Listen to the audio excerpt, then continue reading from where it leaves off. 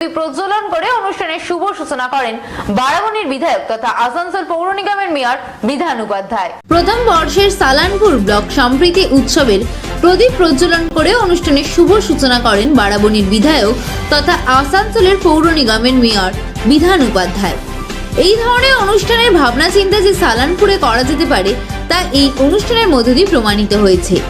এই উৎসব 16 তারিখ থেকে 20 তারিখ পর্যন্ত সালানপুর ব্লকের শ্রমিক মঞ্চে চলবে, যেখানে ব্লকের বিভিন্ন গোষ্ঠীর মাধ্যমে স্টল করে মেলার আয়োজন করা হয়েছে, যেখানে বিভিন্ন রকমের দোকান দিয়ে সাজানো হয়েছে।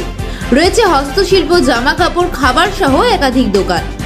তাছাড়া এদিন অনুষ্ঠানে উপস্থিত ছিলেন আসানসোল পৌর নিগমের ডেপুটি মেয়র ওয়াসিমুল হক, আসানসোল জেলা হাসপাতালের সুপার নিখিল চন্দ্র দাস, সালানপুর পঞ্চায়েত সমিতির সভাপতি কৈলাসপতি মণ্ডল, সহসভাপতি বিদ্যুৎ মিশ্র, জেলা পরিষদের কর্মাধ্যক্ষ মোহাম্মদ আরমান সহ আরো অনেকে।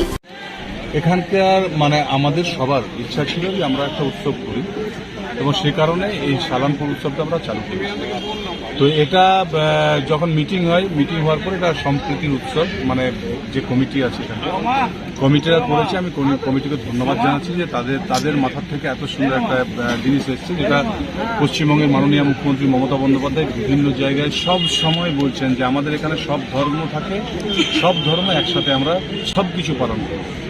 তো ঠিক সেভাবে আমরা আজকে সালানপুর সম্প্রীতি উৎসবটা আমরা শুরু করলাম, উদ্বোধন করলাম এবং এটাতে আপনাদের চ্যানেলের মাধ্যমে সমস্ত আশেপাশের প্রতিটি গ্রাম, আমাদের রূপনারায়ণপুর, চিত্তরঞ্জন, প্রতিটি গ্রামের সমস্ত মানুষকে আমন্ত্রণ জানাচ্ছি, আসুন এবং এটাকে আনন্দ উপভোগ করুন এবং আগামী বছর যাতে আরও সুন্দর করতে পারে তার জন্য আমাদেরকে উৎসাহ প্রদান করুন।